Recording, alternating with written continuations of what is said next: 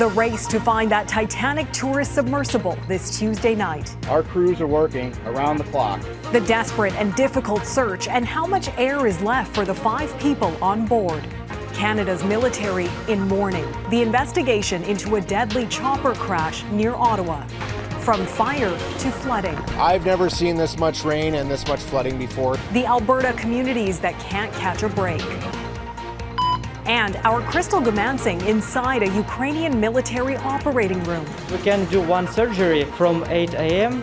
to 5 a.m. The doctors and nurses risking their lives to save lives.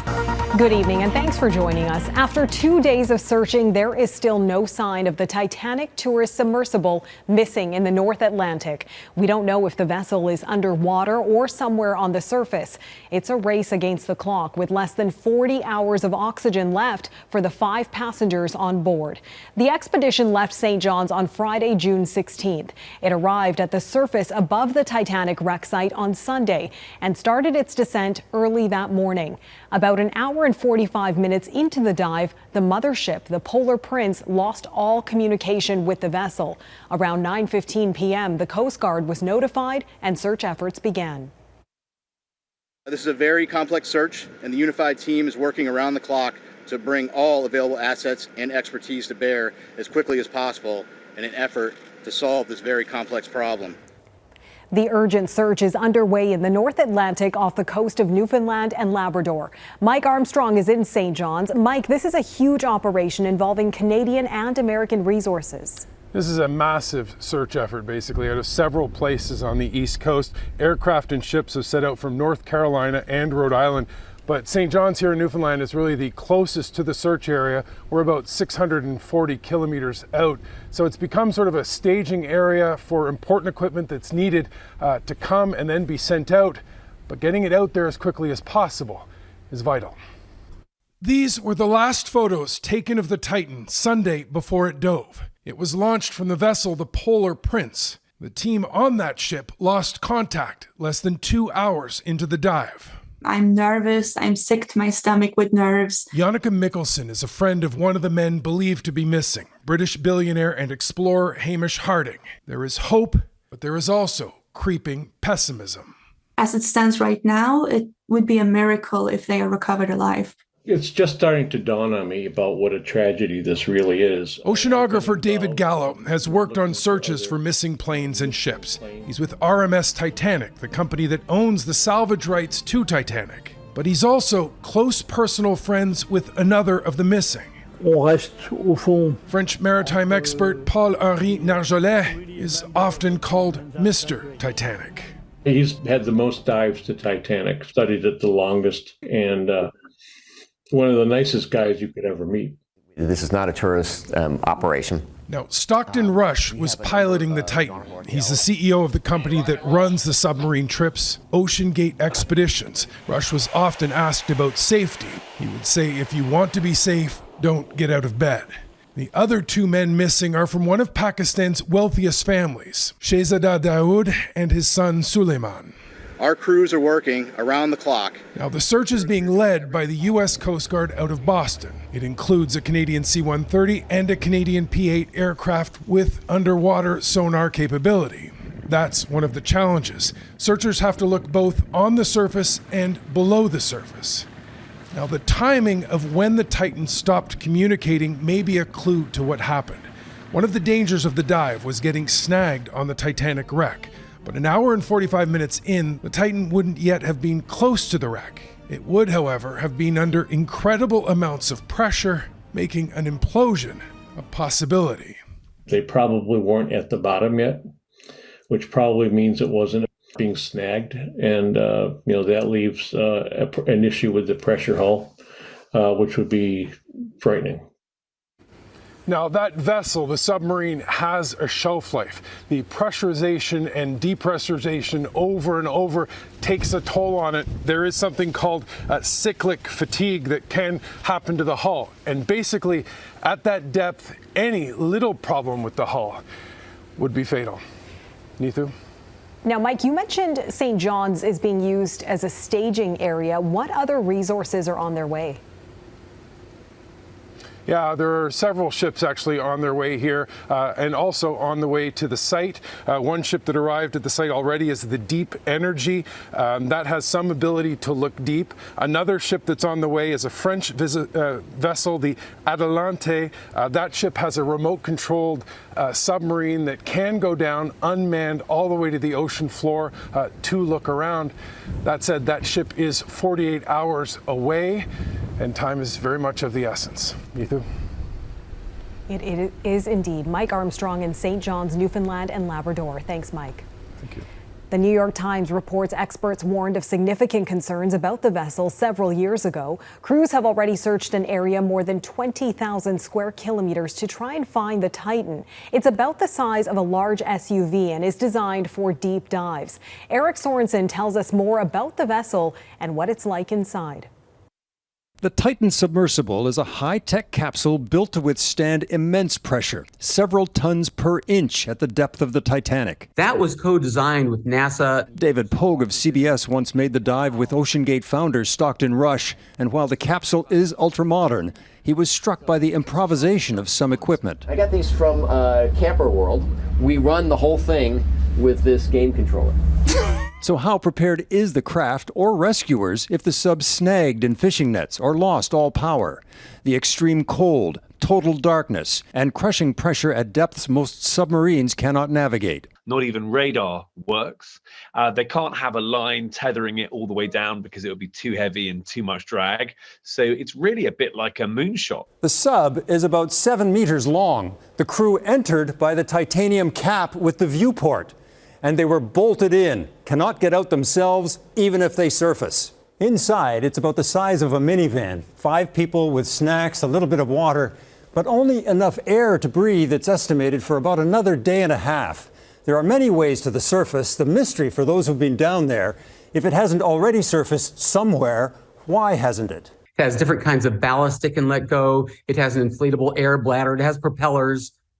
So why isn't it at the surface? Ron Toigo went down on the Titan once and communications were lost for a couple of hours, but he says the crew was fully prepped. When you go there, you're prepared for all this. Like they don't hide anything. They tell you virtually, all the number of things. But Toigo is worried. It's really the families that you got to have, feel for right now. The Coast Guard says it's sending all available resources, but there's no certainty the sub can be brought up from the depths. This is a complex case, and the Coast Guard doesn't have all the resources to be able to effect this kind of rescue. The French are sending a deep submersible for what would be a miracle rescue beneath the surface. You're not going to be able to transfer them onto another vessel at depth. You're going to have to bring the whole submersible up to attach something to them to help bring it up, and then extract them.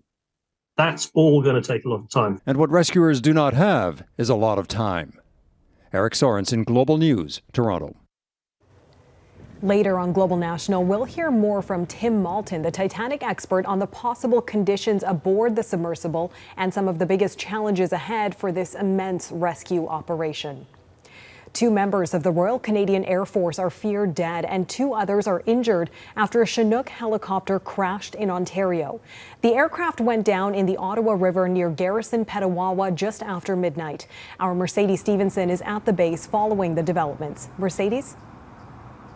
Neithu, we have been watching the parade of very somber and sad faces leaving this base as colleagues worry about those 2 missing individuals who have still not been identified by the military. We have seen vehicles entering the base from the Ontario Provincial Police that are titled Underwater Search and Recovery Unit.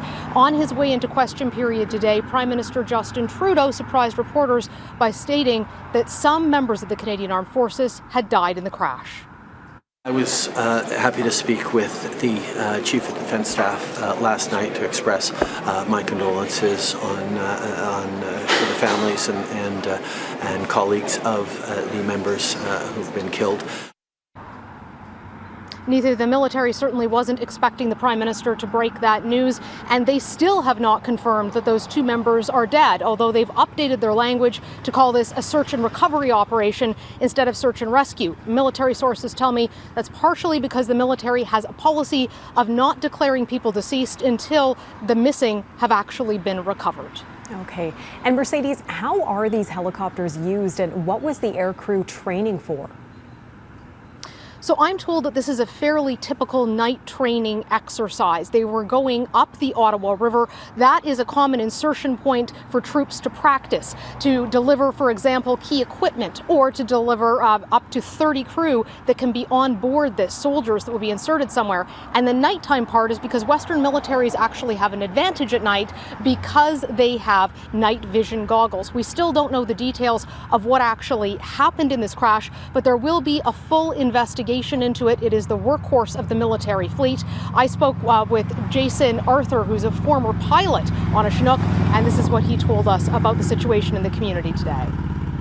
The military is a very close-knit group and family, and an event like this definitely will shake everyone to the core, and I know they'll do everything they can to investigate this and make sure that they are able to prevent it from happening again. Neither at this hour, the Chinook fleet has not been grounded, but what caused this behemoth to go into the river will certainly be something the military is looking into, and we are waiting for updates on what has happened to those 2 missing members of its crew. All right, Mercedes Stevenson in Petawawa, Ontario. Thanks for this, Mercedes. Albertans going from one extreme to another. Coming up, the torrential rain ravaging communities recently threatened by wildfires.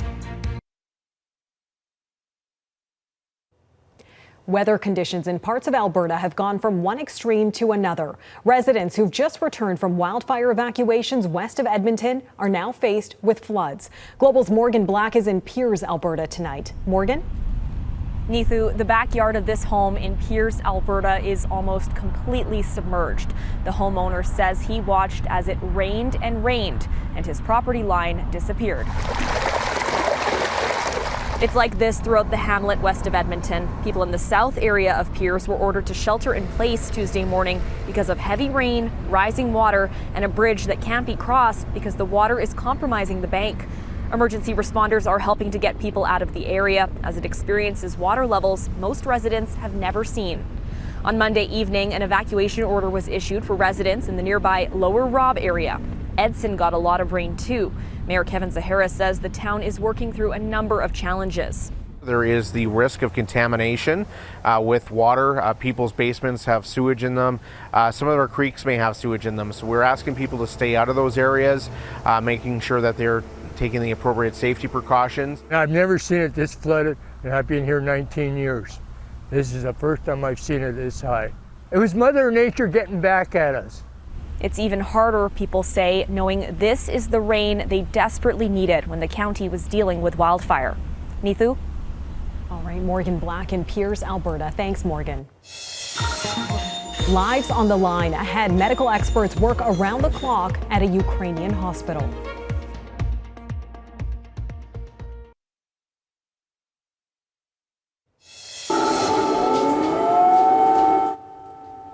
Sirens wailed across Ukraine's capital early this morning as Russia launched a widespread air assault. The 3-hour bombardment targeted several cities from the front lines in the east to as far west as Lviv. Ukraine says it shot down nearly all 35 attack drones. No deaths were reported. We don't fully know how many Ukrainian soldiers have died since Russia's full-scale invasion began more than a year ago, or how many people have been wounded. Global News was recently granted access to a military hospital in the Kyiv region. Crystal Gamansing and video journalist Braden Latham observed several surgeries and spoke with the teams tasked with saving lives. And a warning, some of the video is graphic. Ukrainian medical professionals are becoming some of the most skilled and knowledgeable in combat medicine. The expertise, however, comes at a price. When we work on a wound in an operation room, we just concentrate it and do what we must do. After work, we are thinking about different stuff. Then we have sad emotions, but now we must do and keep calm. Dr. Ihor Lashkin is good at keeping calm. Global News was granted access to a military hospital in the Kyiv region and observed the traumatologist working to repair a fractured tibia. It's not a big injury, actually. Shrapnel wounds, limbs torn apart by mines, organs damaged by bullets. Staff here have seen it all. The staff in this facility say they are working around the clock. If they have a couple of minutes, they sit down, get some food, and then they're back at it.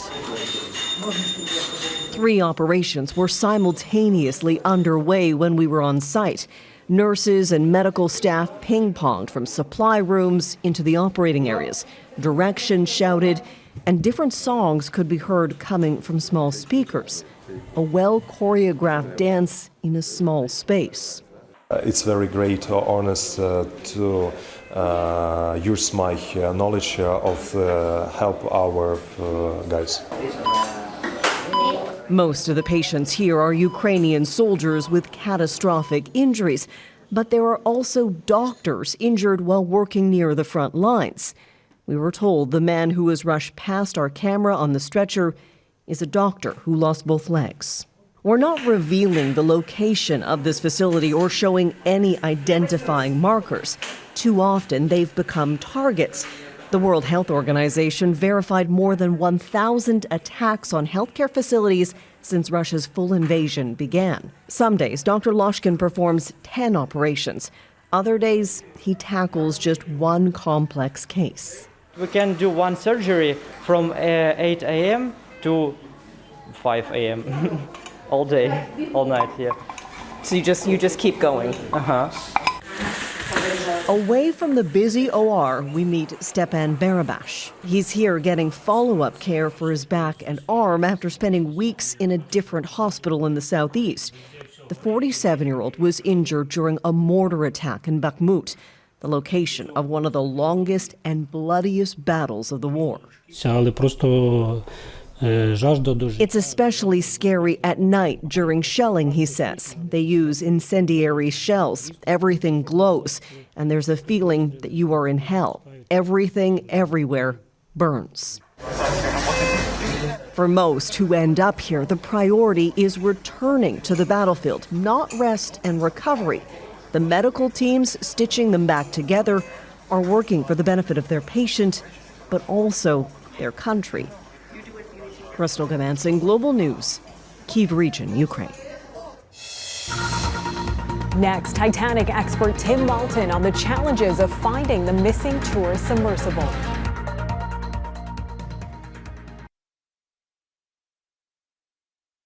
Returning now to our top story, the search for the missing Titanic tourist submersible in the North Atlantic and the race against time to find the 5 people on board. For further insight, I'm joined by Titanic expert and author Tim Malton from London. Tim, thank you so much for doing this. I want to start with your reaction to all of this. What's running through your mind now into the 3rd day since the submersible made contact? Well, we're all hoping and praying that a miracle will happen and that, in fact, these poor people will be found safe and well before they run out of oxygen. However, it does seem that unless the submersible has made it to the surface, where it could just about in daylight hours be spotted fortuitously by a helicopter, search helicopter passing overhead, if that happens, then there's a chance. But if they're down on the seabed, possibly snagged in a fishing net or something that's got caught in the wreckage, then I really don't know that there are any other submarines that can go down that deep that have the capability to recover the submarine with the stricken people on board. Right, and you haven't been to the Titanic yourself, but as an expert on the wreckage, can you give us an idea of what kind of conditions people would face at those depths? Well, I mean, the first thing to say is that it's 400 times the pressure of the atmosphere, which is absolutely astronomically high. It takes 2.5 hours to descend slowly down to the seabed. When you land, it's kind of soft mud. It's also pitch black. And it's freezing cold down there. So you're relying on your batteries for light and also to light the wreckage that you're looking at or even the seabed. And you're relying on the electricity to keep you slightly warm as well. What are some of the biggest challenges around trying to mount a rescue operation? Well, the first thing is that the Titanic sank, even by the standards of 1912, when she sank 111 years ago, she sank in the middle of nowhere. So she's a long, long way from land. She's in a very deep part of the ocean that's 2.5 miles down. And obviously, there's a lot of bad weather and things around there that they've had recently. So it's not just like finding a needle in a haystack. You've also got to think that radar doesn't work at depth, so you've only got sonar. So really, it's a very, very difficult rescue. Our understanding is that it takes about 2.5 hours for this OceanGate submersible to get down to the Titanic, but communication loss was reported about an hour and a half into the journey. What do you make of that? Yes, that is slightly odd, but I was speaking to a gentleman earlier today who actually had been on the previous OceanGate expedition, and worryingly, he said that it was not infrequent for communication to be lost from time to time between the submersible and what I'm calling the mothership, as it were. So it does seem that this technology was a little bit shaky. I want to ask you about this. The New York Times is reporting that back in 2018, a letter was written to OceanGate warning of possible, quote, catastrophic problems with the submersible's development and its planned mission to the Titanic wreckage. How safe do you think this exploration is? Well, I think the answer to that is it's not as safe as we all thought and hoped it would be. I mean, we've all done things like, I don't know, bungee jumping or whatever it is when one has to sign one's life away. So one's kind of used to signing these waivers. But in fact, I'm sure that when the father and the 19-year-old boy who is, or young man, I should say, who is on the submersible, I'm sure when they signed their waivers, I'm sure they thought that they were coming back. Right, that is Titanic expert and author Tim Malton. Tim, thank you very much for your insight. My pleasure. And that is Global National for this Tuesday night. I'm Neetu Garcha. This is St. John's Harbor in Newfoundland and Labrador, the staging area for the search of the missing Titan submersible and its 5 crew members. Thanks so much for watching.